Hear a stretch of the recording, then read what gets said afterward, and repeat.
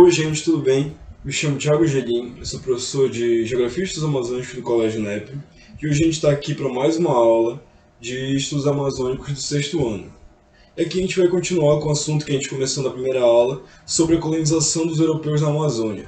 A gente começou a falar na primeira, lembrando um pouco, a gente começou a falar primeiro sobre Vicente Yanes Pinzon, que foi o descobridor, assim dizer, aqui do Brasil e também da Amazônia, foi o primeiro a ver o grande rio Amazonas, né? O primeiro descobridor, ele espanhol, diferente do que a gente tem em bases históricas, que foi Pedro Álvares Cabral, etc.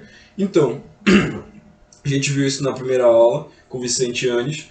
Agora a gente vai continuar falando sobre isso e as demais expedições que tiveram pelo Rio Amazonas. E até aqui a gente vai terminar o nosso assunto quanto a isso, quanto à colonização europeia. E daqui a gente já passa para as atividades nas próximas aulas, nos próximos exercícios. Tudo bem? Bora lá. Como a gente falou, sobre Vicente Yanes, né, que foi o primeiro descobridor assim da Amazônia, então ele espanhol. Não foi só ele que teve essa experiência por aqui. Ele em 1500, né, em janeiro de 1500, meses antes de Pedro Álvares Cabral, descobriu aqui essa parte oriental, digamos assim, da Amazônia, tanto que ele deu nome ao rio Amazonas nessa época, que não era Amazonas, mas sim ele chamou de Santa Maria de Marduce. Então, ele em 1500 voltou para a Espanha levando várias histórias, ele levou daqui alguns índios, né, para lá, e com isso ele levou alguns mitos, algumas lendas para essas pessoas e para futuros exploradores daqui. E aqui a gente vai ver mais para frente como se andaram essas novas expedições que tiveram e quem foram os personagens por trás desses momentos. Enfim, aqui, depois de Pinzon, outros europeus exploraram o percurso do rio Amazonas, que nessa época não se chamava Amazonas ainda. No século XVI e XVII, dois se destacaram, Francisco de Orellana e Pedro Teixeira. Pedro Teixeira, que era português, e Francisco de Orellana, espanhol. E aqui, esse asterisco que eu coloquei, não foram somente os espanhóis e portugueses que chegaram aqui na região da Amazônia, do rio Amazonas. Muitos corsários era o nome que se davam mais ou menos para piratas nessa época, né? Piratas que a gente tem essa ideia caricata a partir dos filmes, que eles eram marinheiros, enfim, todos rústicos, mas nessa época que corsários eles eram soldados e marinheiros a serviço de outros reinos, principalmente dos reinos ingleses, que eles saqueavam barcos de outras nações, como as nações espanholas ou as portuguesas, em busca de ouro. Então, nesse momento, os corsários que eles estavam aqui na Amazônia era porque não somente os corsários ingleses, mas também os franceses, os holandeses, porque muitos deles não concordaram com o Tratado de Tordesilhas, que foi um tratado firmado tanto por Espanha e Portugal, que dividiam aqui esse território do Brasil, né, da América, mas não só o território da América, como o mundo, dividiam para os dois exploradores, que eram tanto a Espanha quanto Portugal. Então, esses países não ficaram foi muito a contragosto deles, então eles começavam a saquear essas localidades ou mesmo os barcos portugueses. Enfim, eles estavam ali a mando dos seus reinos, tanto ingleses, quanto holandeses, quanto franceses. Enfim, falando agora de Francisco de Orellana, seguindo a expedição de Gonzalo Pizarro, que era irmão de Francisco Pizarro, que foi o maior descobridor aqui dessa parte espanhola da América, como Peru, Colômbia, Venezuela, todos esses países que falam espanhol hoje em dia tem como descobridor Francisco Pizarro. Então, Francisco de Orellana, que era outro, claro, ele estava seguindo a expedição de Gonzalo Pizarro, que era o irmão de Francisco Pizarro. E nessa expedição ele se deu a procurar o caminho do rio Amazonas, que nessa época se chamava Santa Maria de Marduce. Aqui, Francisco de Orellana, seguindo a expedição de Gonzalo Pizarro, Francisco de Orellana organiza a primeira expedição pelo Amazonas, com o objetivo de encontrar Eldorado. Na última aula a gente já mostrou aqui algumas imagens do que era o mito do Eldorado, e como essa lenda se espalhava ali pela Europa, principalmente entre os espanhóis. Muito se fez a política deles a partir do metalismo, que a gente chamou aqui, que era em busca do ouro, dos metais preciosos.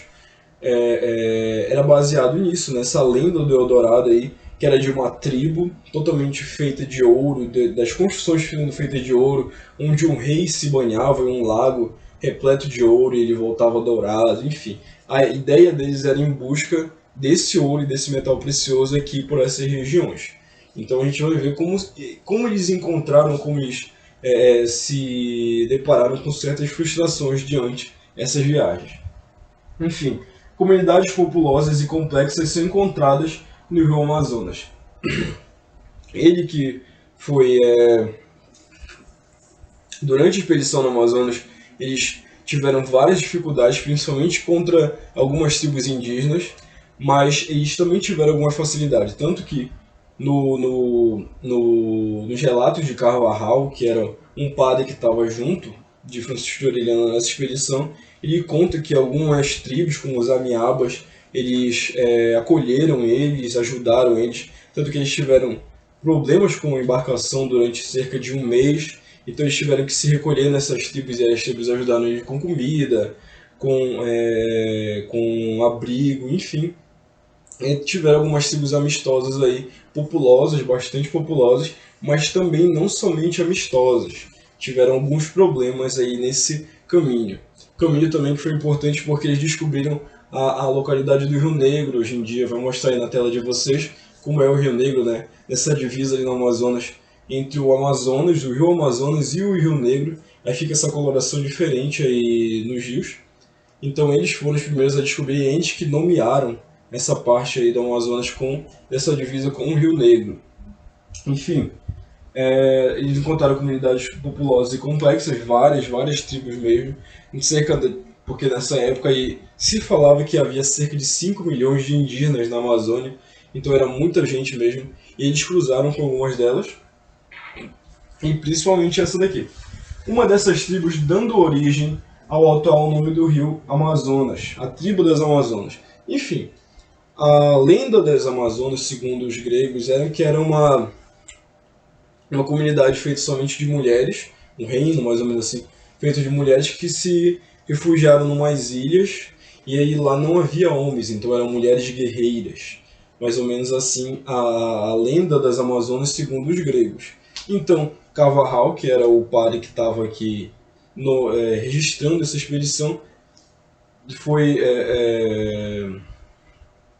ele colocou no livro dele de relatos um acontecimento que foi o acontecimento da expedição de Francisco de Orellana se deparar com uma tribo, que era a tribo das Amuriãs, parece, as Muriãs, eles se depararam com essa tribo repleta de mulheres guerreiras, e numa dessas capturas de índios de outras tribos, eles contaram as histórias delas, que era uma tribo que elas somente feita de mulheres, e essas mulheres elas sequestravam homens de outras tribos e para poder ter futuras gerações, e essas futuras gerações, quando mulheres, elas ficavam na tribo e cresciam como guerreiras, como artesãs, e os homens eles voltavam junto com os pais, e essas tribos eram somente feitas de mulheres. Então ele viu a semelhança entre as Amazonas gregas e as Amazonas aqui do Pará, da Amazônia.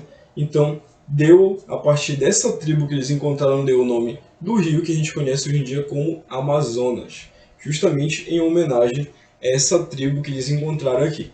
Claro, eles voltaram lá para a Espanha com muitas histórias, principalmente essas histórias aqui, falando sobre populações complexas, tribos muito populosas mesmo, só que muitas dessas histórias não ficaram muito famosas ou populares entre algumas pessoas. Muitos duvidaram mesmo da existência aqui dessas tribos, o que depois a gente vai ver um pouco mais aqui, depois de alguns séculos, com Pedro Teixeira. Enfim, entretanto, durante o século XVI, os espanhóis desistem da conquista do Amazonas por terem conseguido a riqueza dos Incas.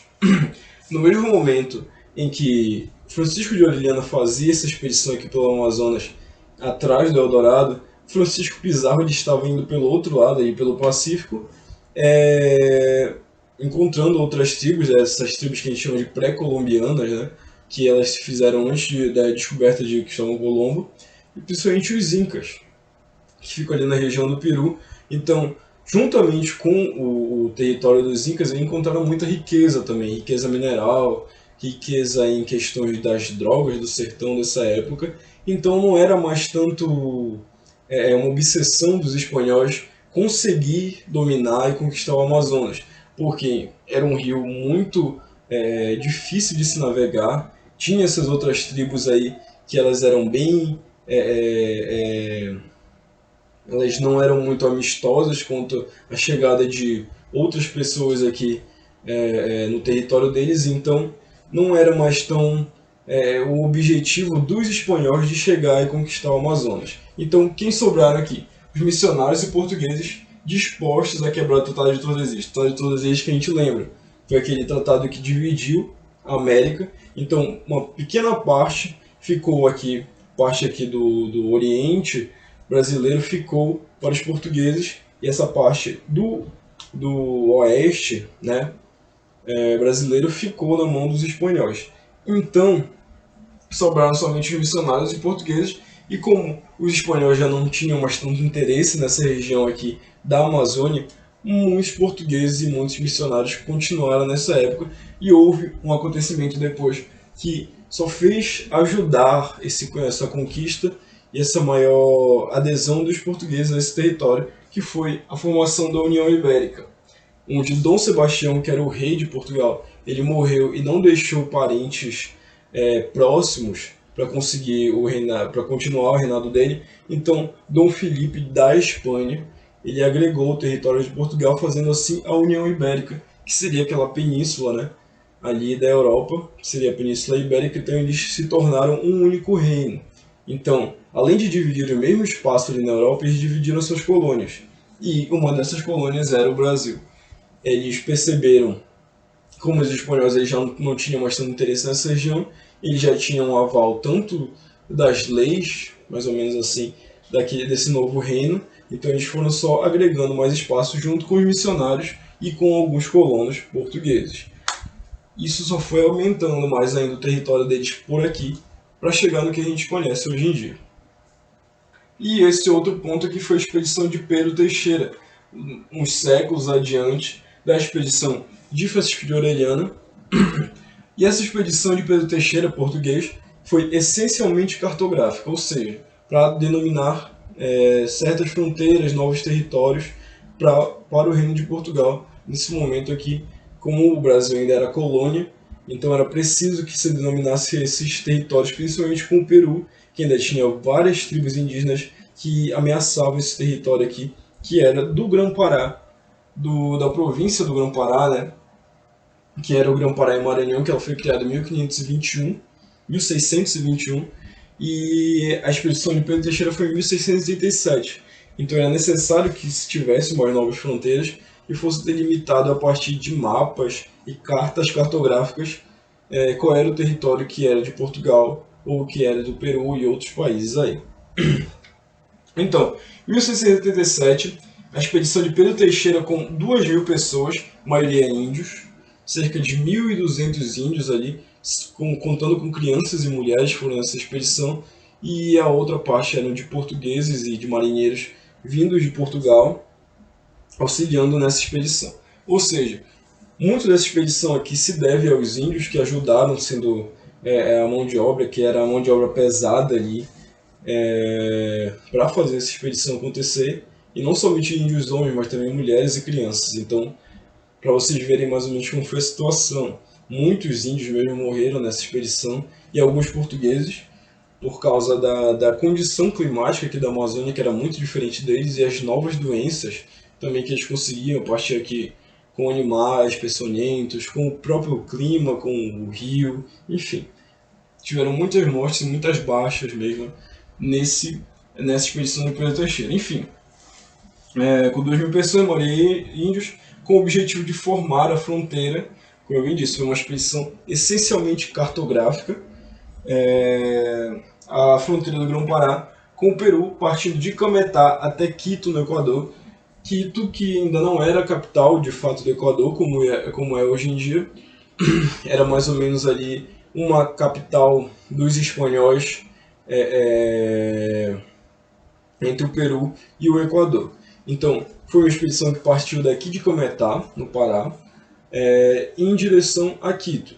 Vários problemas aconteceram, como eu disse, de doenças baixas, eles tiveram que parar várias vezes, ataques de outras tribos, tanto que uma parte da expedição de Pedro Teixeira teve que ficar ali um pouco antes de Quito, porque estava sofrendo ataques de algumas tribos indígenas ali da região do Peru.